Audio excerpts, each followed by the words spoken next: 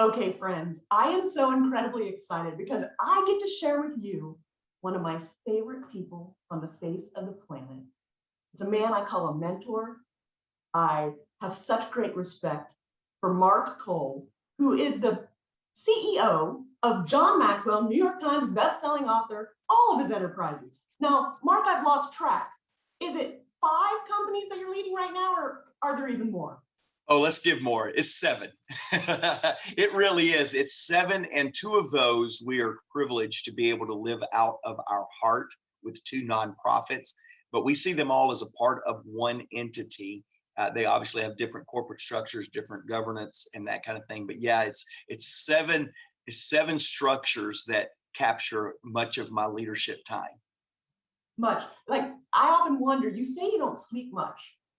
And so just trying to grab a sandwich and take an R&R break.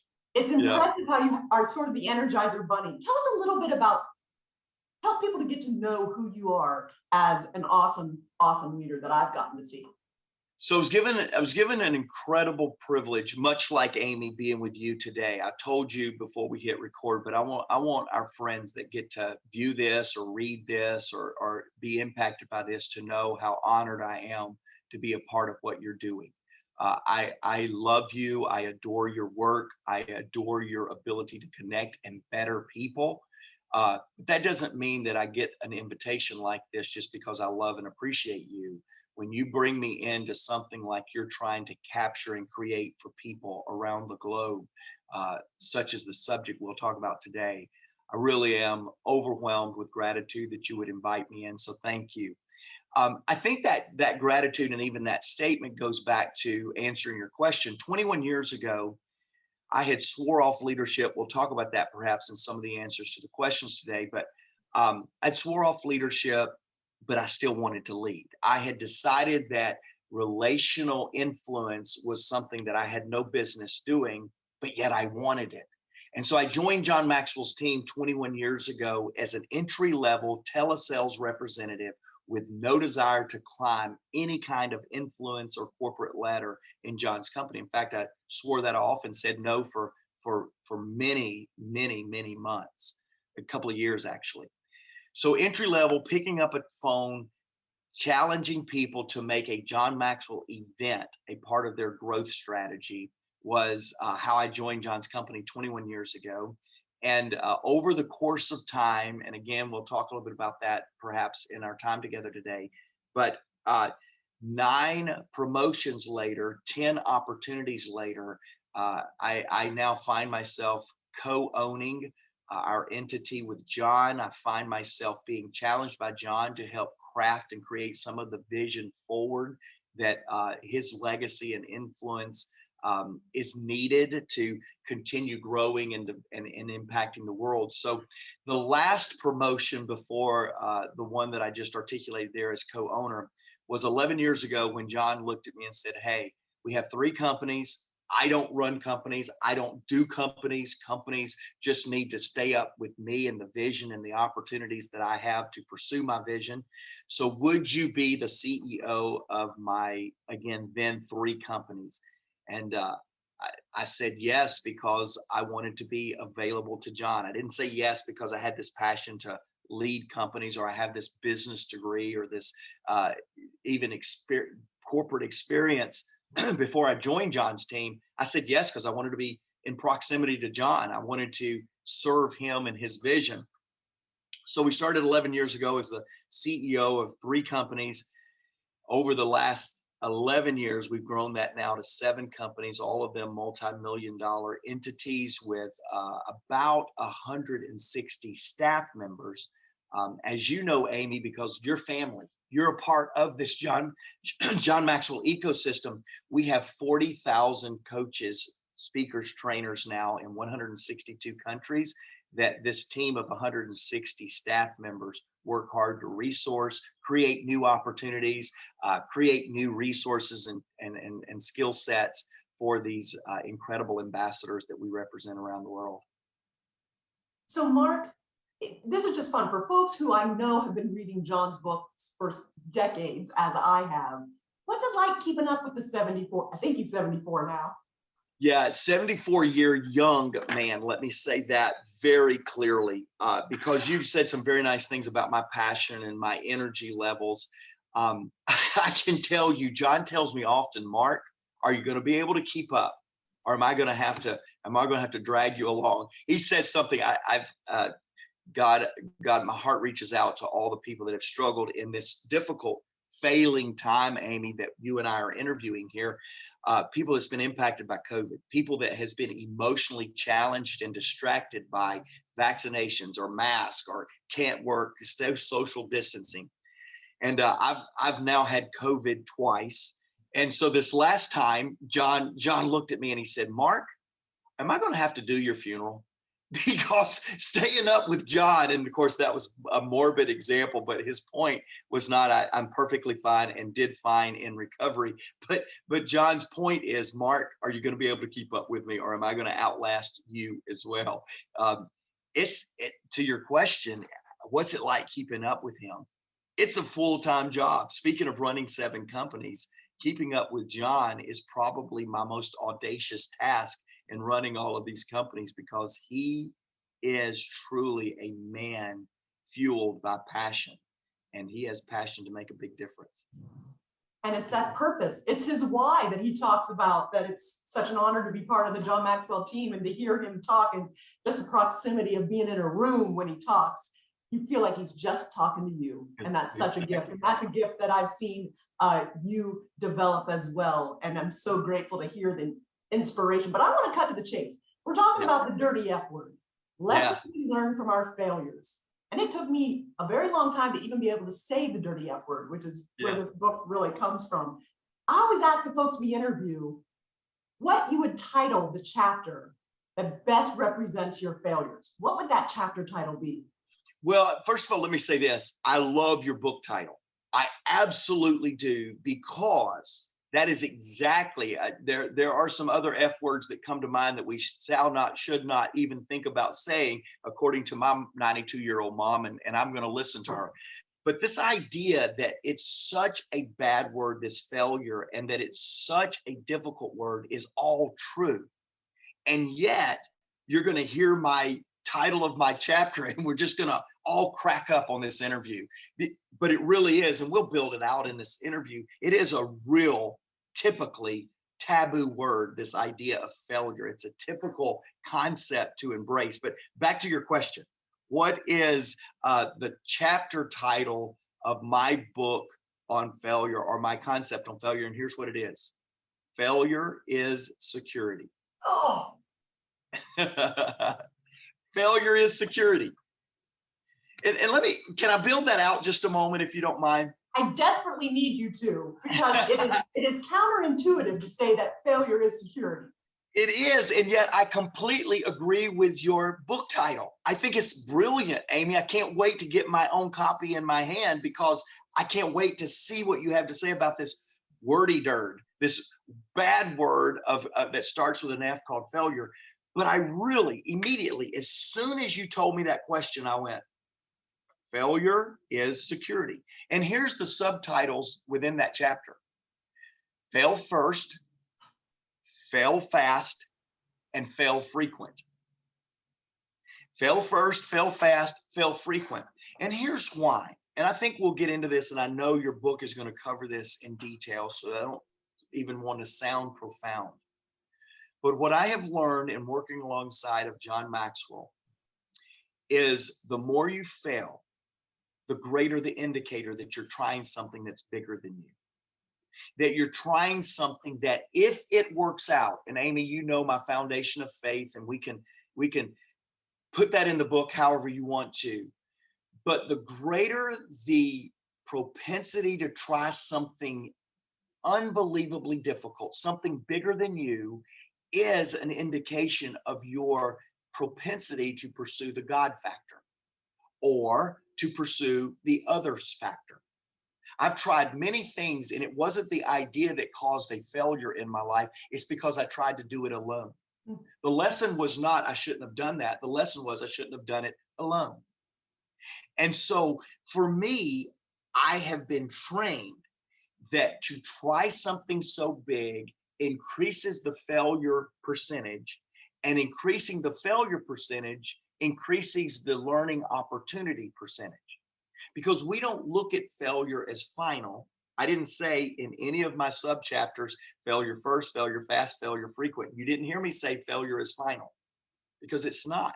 In fact, failure is the beginning to discovery.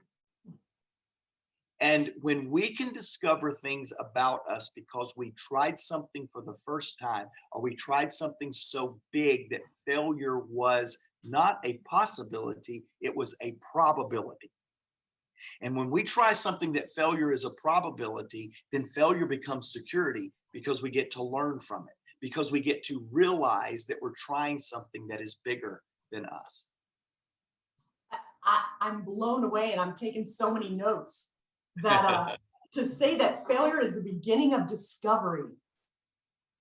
It's just, how do we discover when often after a failure, our emotions are so depleted that it's hard to process through the lessons that we learn, so we don't maybe make the same mistakes again, or we aren't able to advance ourselves past it? In my opinion, and this is not some way out there philosophy or idea, I really do believe that beginning something is all about mindset. It's all about belief. John calls it attitude.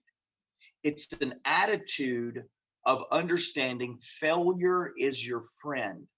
And I think you're going to, I know you, Amy, so I know you're going to build this out, not only in this interview with me and in this chapter or in this reference that you use from me in your book, you're going to build it out throughout this entire book. Failure is a friend.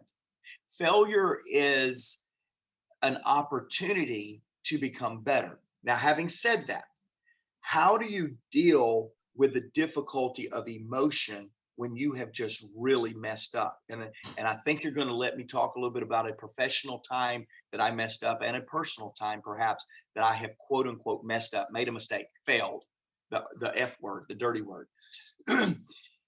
But I'm telling you, I didn't always have this perception. And the difference in the way I lead today, the way I live my life today, is I began a project with a potential probability, a possibility of failure. And therefore, I began with a mindset that says, if this fails, it will not be a loss. It will be a foundation to discovery. So when you start with something and go, you know what, this may not work out, but it will work out because it will be the beginning of something new. You will probably, no doubt, talk about Thomas Edison and other people that have created great invention in our society that has revolutionized the way we live today. It all began with multiple attempts that did not finish the way that we now enjoy the finished product. And so I believe all's well that begins well. And in the idea of failure, before you ever start something, one, make sure it's so big that you're going to need others, that it's so big that it could result in a missed attempt. But also understand that if it does fail, according to whatever the KPIs are, whatever the success indicators are, that it will not be a failure. It will be a failing toward success. I love that. That's just so good, Mark. But now we're dying to hear. Tell us, what do you want to start with, a personal failure or a professional failure? But we'd love to learn. Let me talk about a personal failure. And this has been 25 years ago when the failure showed up. Now, understand this: when you have a personal failure or a personal shortcoming, a shortfall, it never happened on a day at an event. It's a slow fade. There are indicators along the way. And so when I say this has been 25 years ago, trust me, I was in the middle of failing in my life for many times. And I didn't use those failing realizations as learning opportunity until it ended in a really life-altering failure. And I'm a relational person, Amy. You know that. Perhaps your listeners, your readers would not know, but everything about my leadership, my effectiveness, how I've led 20 plus years in John's organization, all is built on a foundation of relationships. I'm a relational guy. I think relationships are the key most contributor to my success and to other people's success, even if people don't know that. Well, in a relational person, there are significant relationships that matter most. And so after 7 years of being married, our marriage failed back in 1999, 2000. And for me, the reason I would highlight that as the personal failure that I would bring up is not who was right, who was wrong, who brought the baggage to the table, who created all this. It's not that. It's that I was given an opportunity to create significance with a life mate, and I failed. And again, I could take a long time and bore all of your leaders with he said, she said, we did, I didn't, you did. I could go into all of that, but the bottom line is this. I did not spend 7 years of my life treating a relationship as if it was the most significant thing in my life. It challenged. And in that, it challenged me because in that moment of realizing there is no way to repair this, to work on this, to fix this, to correct this, the realization was me, Mr. Relationship, successful in every area of my life at that point, was unsuccessful in the most important thing in my life. And I go back, even as I think about this question that you sent, and I go back and I get these moments of realizing what I did in the 7 years preceding the failure showing up to reach that conclusion. And what do you And think the most significant thing was? say it again. What was the most significant thing that you can look back now and say that you did? Under prioritizing that relationship under many other things that I was focused on at that time. My calling, again, I'm a person of faith. At that point in my life, I was doing a lot of ministry related things, nonprofit related things. And man, all of that was treated with much greater dignity, much greater prioritization, much greater focus than this relationship. And so it was no surprise, although it surprised me when there was a separation. I couldn't believe your kid. We're not going to keep working on this. I faked myself out that I was surprised, but yet based on how I was living my life and not prioritizing it, the actual indicators were much sooner than when that fateful moment where I would say, I failed in my marriage. I failed a relationship that was important to me. And yeah, that would be an indicator. I think that's why this is a really dirty word, Amy, because we let the end result be the indication of failure rather than the many indicators along the way that we could change the trajectory of the final implosion if we would look at failure differently. And unfortunately, we wait until there's a catastrophic point in our life. We say, oh, that was a failure. We then don't have the mindset I can learn from this failure. And so it really becomes a life-altering failure. For me, if you'll allow me to go on, because I know we're going to get into this, I, to this day, appreciate that moment in my life. It was 6 months of some of the most frustrating, challenging, loneliest times I've ever had. And yet that 6 months when I realized that I had failed to recognize indicators that led to a personal failure that to this day is still difficult for me to reconcile in the sense of who I want to be. Yet the next 6 months after that was the foundation of everything that we'll talk about in some other book about success and accomplishment. So the concept of, you mentioned there were indicators, and so many of us miss the indicators that we could have course corrected because of, and the other word you said was calling. So many of us that are called, it is a blessing and a curse. And maybe I shouldn't say it's a curse, but I can feel it in my own life, and so many people watching and listening and reading the book might have that same feeling. How do we catch those indicators before it's too late? So one of the greatest things, and why I have all of these perceptions of failure now actually being a friend, is because of environment. accountability.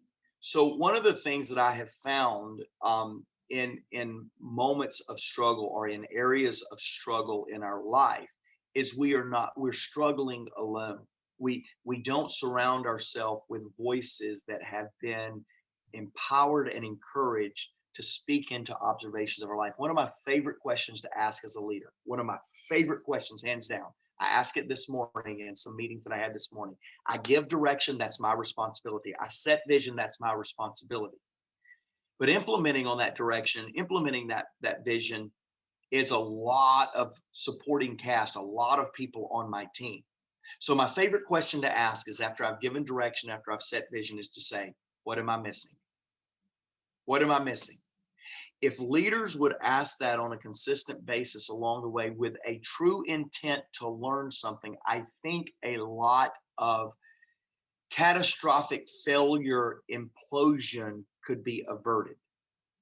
And again, I want to be careful how I say that, because that failure that I just articulated at the personal level has been the setup of realization and enlightenment that I would have never had if I hadn't have gone through that.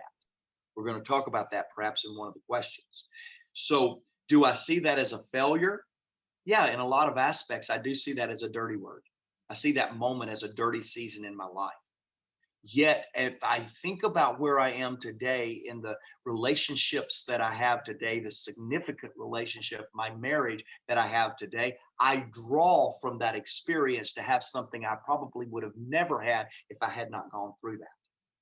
So, and again, I'm ahead of myself in our conversation, but I do want you to know that I use the word failure as the dirty word, but I also use the word failure as the friend it has become to make me the leader that I am today. So you mentioned you've married again. You have a beautiful daughter, teenage daughter now. Bless your heart with a teenager. Yes, thank you. Named Macy. But you still have a big, huge calling on your life, and you travel the globe with John Maxwell. How have you mentioned prioritizing the calling over your relationship before? How, because of the requirements of leading multiple multi-million-dollar companies, how have you been able to keep it in check this time? Well, thank you for asking that, because I love talking about that, because that means I got a return on my failure. You know, we want a return on investment, on ROI. Well, I think we need an ROF, a return on failure. What's our return on failure? And so you're now giving me an opportunity to talk about an ROF, my return on failure. I do have a 15-year-old daughter that is driving the streets of Atlanta. So if you're listening or reading and you're in the streets of Atlanta, be careful, Macy's on the loose. Also, I have a bonus daughter. Stephanie, my wife, was a single mom for about 7 years, and Tori became an instant part of our family back in December of 2004. And Tori, now has given us 3 grandsons. And by the way, they all, at the point of this interview, they all live with us. Tori, her husband, my 3 grandsons, my teenage daughter. We're running a hotel. If anybody needs a room, just call me if you're in Atlanta. So yes, there are high demands from a personal standpoint. Let me tell you 2 key things that I discovered as a return on failure, what I'm using as a return on failure. One is there is no calling, there is no drive that is worth sacrificing the inclusion of the significant people in your life. I didn't realize that before. I thought, okay, let's compartmentalize callings or purpose or that, and let's have a great relationship, but let's compartmentalize what we do. And I discovered that as a fatal flaw, because when someone's as driven as I am, and as I know you are, Amy, and many of your followers, people that'll read your book, listen to interviews like this, there is a drive. There's nothing wrong with a drive. I've seen too many people give up a calling for the sake of trying to save a relationship, and they end life unfulfilled and underutilized in what they were really placed on earth. So how do we balance that? My parents used to teach, again, foundation of faith. They used to teach it's God, calling, and then family. They lived that out. That was it. It wasn't God, family, calling. It was God, calling, family, because the calling came straight from your source to the one that you worshiped. And that's how I was taught to live. That's how my parents demonstrated our family. It was all about our calling. And fortunately, we all kind of collaborated on that and had a really, really good family. Some flaws like we all have, some dysfunction like we all have, but a really good family. But it was absolutely under the filter, God calling family. Well, I lived that and didn't even worry about ensuring that my significant other was engaged and called to the same thing that I was. There was a collaboration on the calling. Well, you can be sure that, and I won't have time in this interview and in this conversation, you can be sure that I do not take on one assignment. I do not sign up for one personal or professional growth item that I don't check with the chairman of my advisory council. The chairman of my personal advisory council is Stephanie, my wife. She signs off on it. And what I have found is if there is sign off on the front end, when the difficulty and the sacrifice of that calling comes into play, you're sacrificing together, not alone. You're not competing with family time, you're completing with family decision. And don't compete with family time. And the way to not do that is to complete things from a family decision. And we just spend this time competing. Should I do this? Should I be home? Should I do this? And we just make decisions. Can we complete our family calling by doing this, making this sacrifice, or with this compete with something else our family wants to do? And I do that with Macy. Another thing is I did not have children in the first relationship. When Macy and Tori came into our life, there's not a trip that I don't go to that they don't know the itinerary that I will have during that trip, that they don't know the biggest meetings and the biggest opportunities within that trip, and that they're not praying and texting and checking in on me at the end of that meeting to see how it went. They are a part, even though they're not present. And that's a big one. Let them be a part, even if the presence is not there. That's so good, Mark. I hate to pivot, but it's time to get into that professional failure now. And would love to learn from that as well.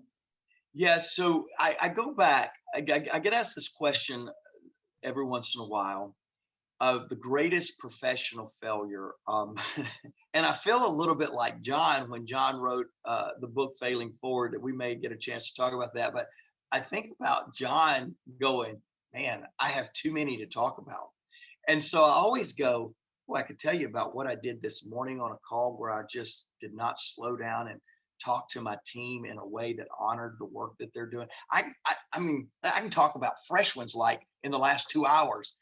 But I think when I go back, I like to use this failure because of the magnitude of the perceived failure. We were launching one of John's books. He feels like that it was truly one of the best books that he wrote, which, by the way, he feels that way about all of his books. But this particular book was called Intentional Living, a brilliant book, a great book, a book that the world to this day still needs to hear and read and apply. And it's how to live intentionally with your life. It's one of my favorites because it's what I have done for the last 21 years. John was launching it. We had a vision of 1 million people within 3 years having their hands on that book, which would have been the fastest to market book we've ever done. We had a vision of creating community around that book and really truly starting an intentional living community that would impact millions and millions of people.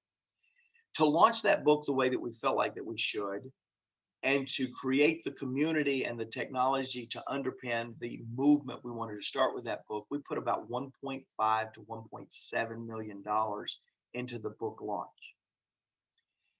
And in 28 days, we knew that we were not only going to not get the return desired, we were not going to get any return. It didn't work. 4 years now, 5 years rather now later, we know that there was some content challenges, there were technology challenges, but for about 18 months, we felt that it was we believed that the technology, the system drove the vision rather than the vision complementing the system. That's my greatest takeaway, by the way. If you were to ask that, what's the greatest takeaway from that professional thing, is never let systems drive the vision. The systems should always support the vision in an organization. And I began to let technologists and operational people tell me what would not work with John's vision, rather than challenging them to go figure it out with different technologies and systems if the current one didn't. And I began to tweak the vision and consolidate the vision and put a lid on the vision, and ultimately lost over $1.5 million. Going back to the subject title of my chapter, Failure is Security. For about 24 hours, John and I looked at each other, commiserated, second guessed ourselves, challenged ourselves with the people that we had partnered with, came up with a conclusion that technology had driven the vision. And then I'm telling you, I don't know if it was exactly 25 hours, but I know 30 hours later, John was looking at me and saying, "Give me a high five, man. We just learned a valuable lesson." And in that moment, Amy, team, everybody listening, I realized I work in an environment and I work for a leader that absolutely was more proud of the effort than the results, more proud of the opportunity than of the completion of the opportunity, was more excited about trying something new than delivering on something old. And in that moment would have been where I captured failure is security. It didn't take me long. Now, in my personal failure that I just shared with you, it probably took me 6 months, a year, maybe a little longer to realize that failure is security there too. But on the professional one, it was 30 hours later, John Maxwell giving me a high five saying, "Hey, great job. Bet you when we do that again, it'll be different." Okay, so now you've touched on something that I've got to connect, that I've got a failure related to that failure. You may remember it was that intentional living book that you came to Charlotte, North Carolina. Yes. And we recorded what was supposed to be an amazing public television national program that I tracked you down. I stalked you, haunted you. I wanted to make that happen so badly because I knew the world needed to hear it when John talked about it at an International Maxwell Conference. And I just knew everyone was going to jump on board. We were going to sell out the venue and it was going to be wildly popular. And it wasn't. And John, I do remember this, Amy. I didn't before you said that, but I didn't realize. I knew we'd done a project together and had written to perform like one to. I didn't even remember it was an intent. Yes, I do remember this. It was intentional living, and it didn't spark the way I had hoped and dreamed.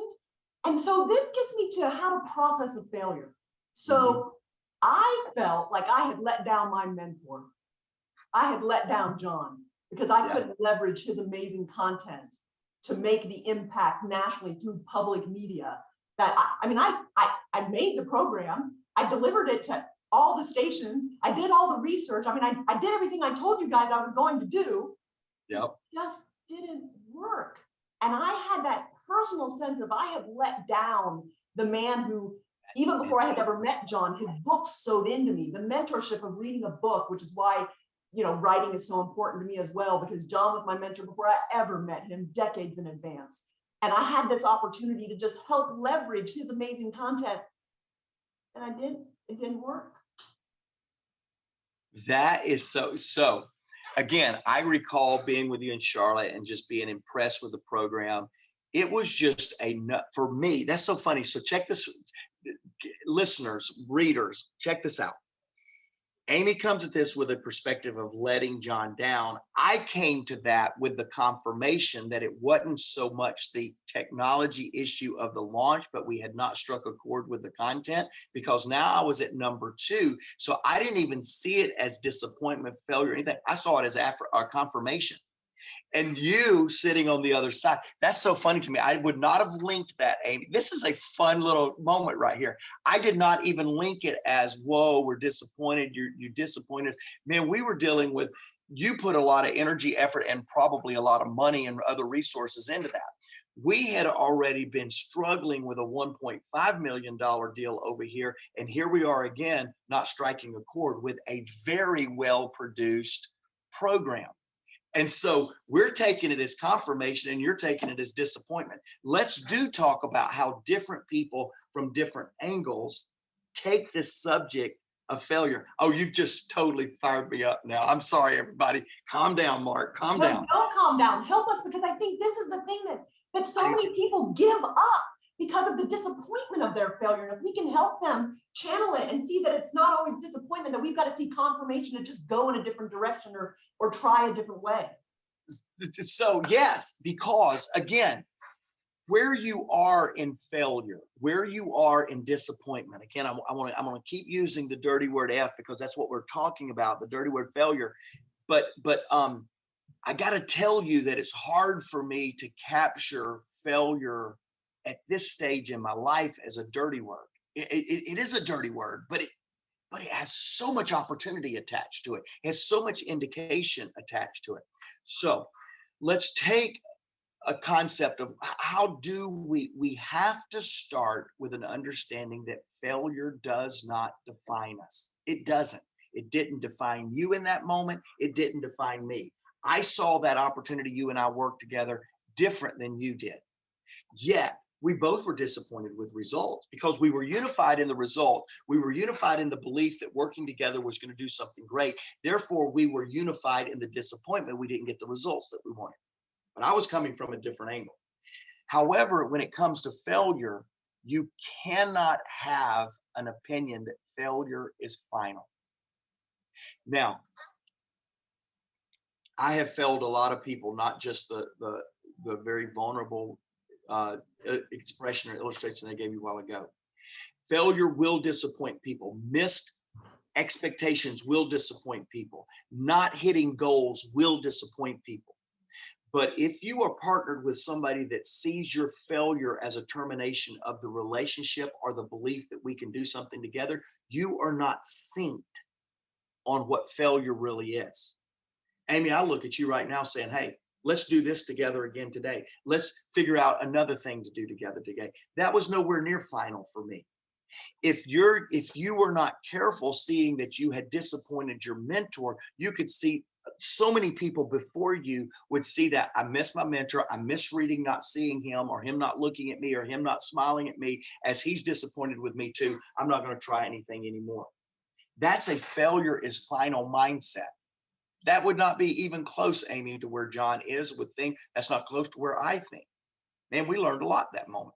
We learned that you can put a great program together with a great personality, but if the content don't strike a chord, guess what? You're going to both be disappointed with the results. So again, the first thing in how we deal with failure is be attached to people. Try something audacious with people that is not going to see failure as final. If one of you is put everything in, and if the project doesn't work, they're going to see it as final.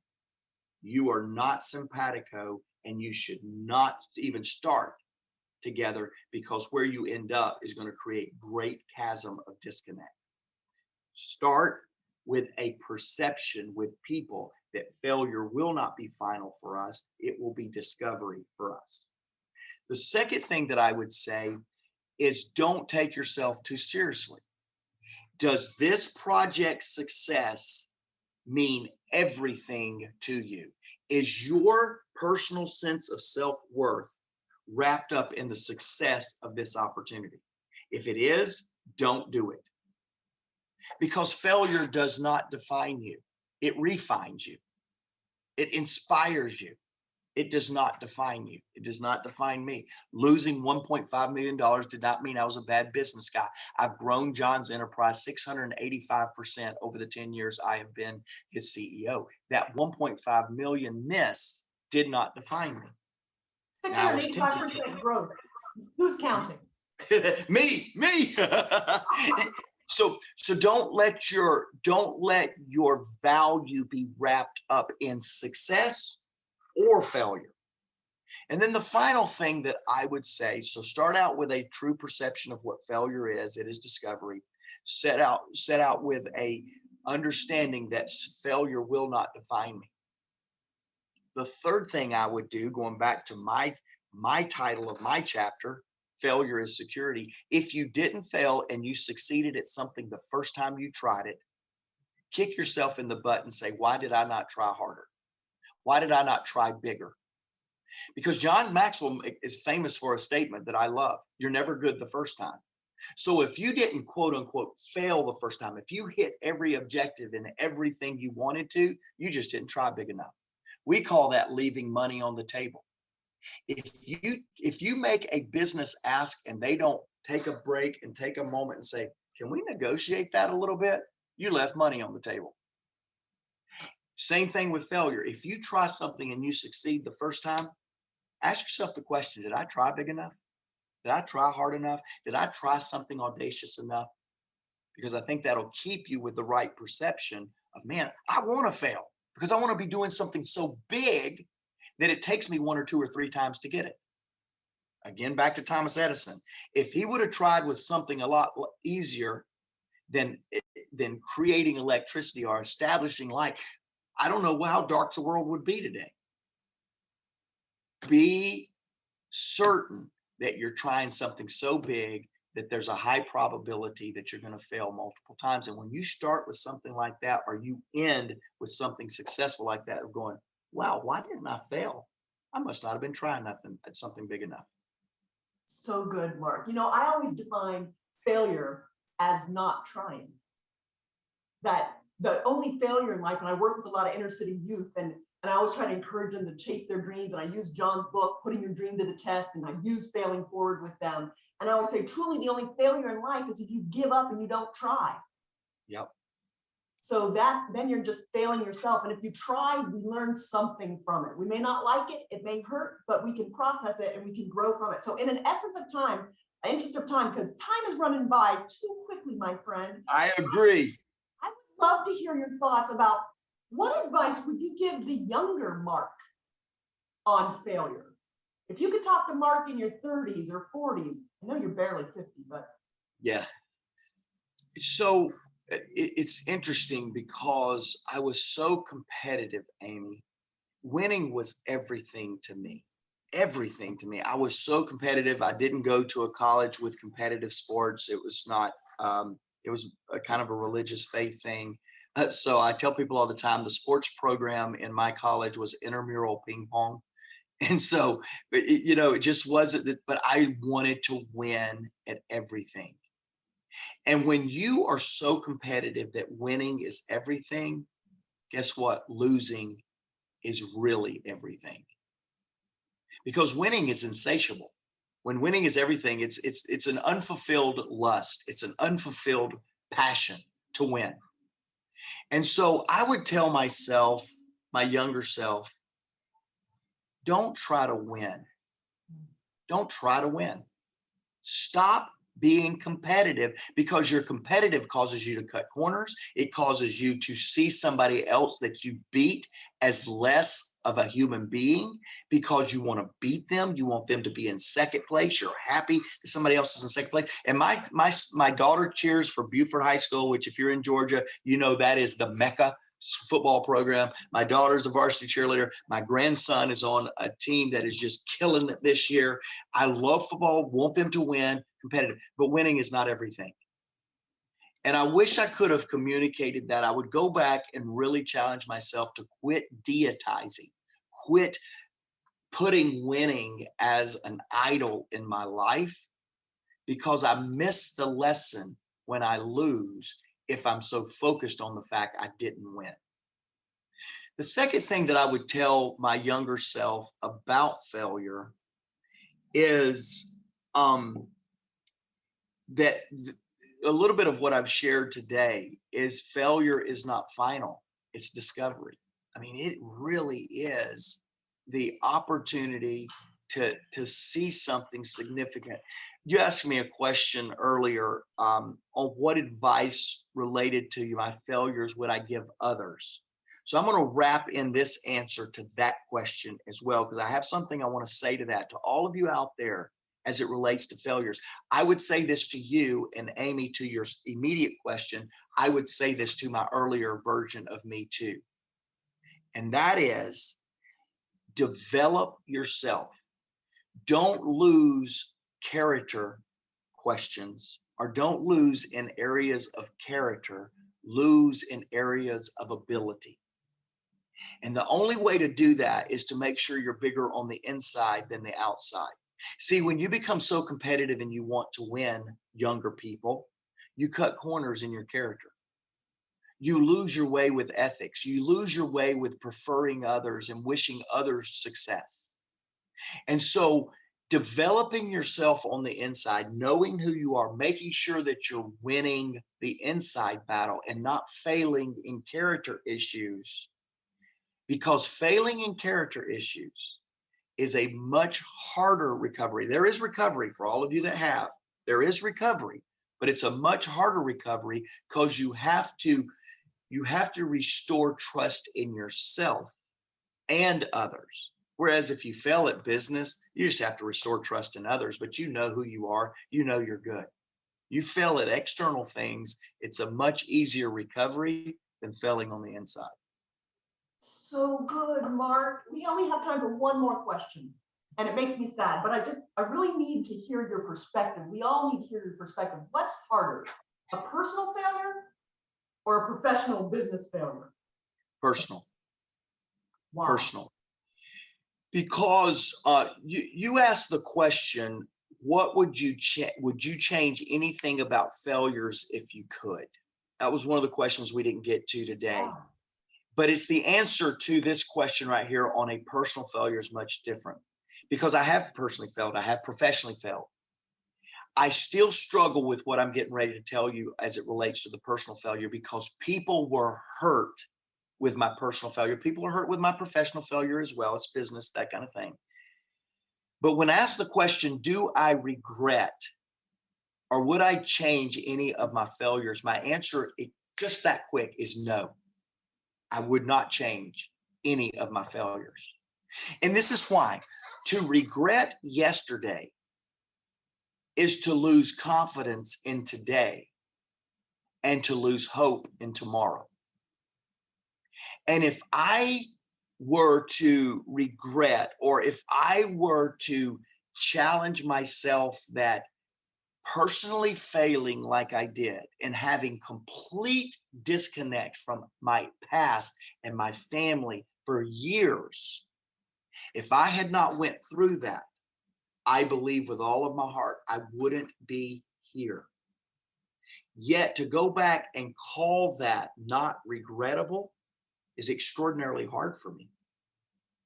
Because to your question, as a personal guy, I love relationships. And it's very hard for me to reconcile that I have went through life and failed the most important relationship, again, outside of my faith, my relationship with the Lord. Outside of that relationship, I failed the most important relationship one person could have, a significant other. And yet, I can say today, I do not regret that failure. And it's harder to reconcile because it was an internal indicator. It was a relationship indicator. But I can still say I wouldn't regret it, because to regret it would cheapen today. And it would falsify my ability for a bright tomorrow. So the personal failure is harder to reconcile because I never want to do that again. And I don't want to act like that was a great thing that I went through, yet I wouldn't change it, and I don't regret it. Mark Cole, so many amazing nuggets. To say thank you is not a way to express my gratitude enough for the honesty and the transparency and the nuggets and the gold that you just shared with us. Return on failure. We've got to look at our ROFs. I mean, that is just so good. And the title of your chapter is just so amazing, my friend. I mean, failure is security.